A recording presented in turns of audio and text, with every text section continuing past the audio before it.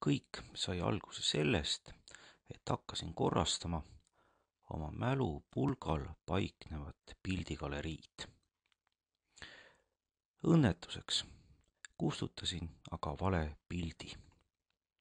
Teatavasti mälupulgalt kustutatakse permanentselt ehk jäädavalt. Mälupulgal ei ole olemas mingisugust prügikasti ja ka arvuti prügikast on tühi.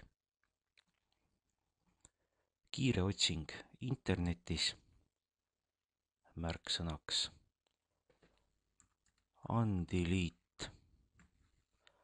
andis mitmeid tulemusi, millest valisin Cleary Andiliiti.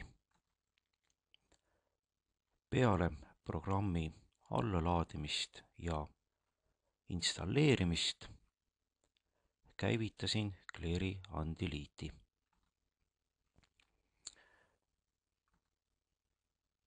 Kui programm tööle panna, on võimalik valida andmekandja, millelt taastada ekslikult kustutatud faile.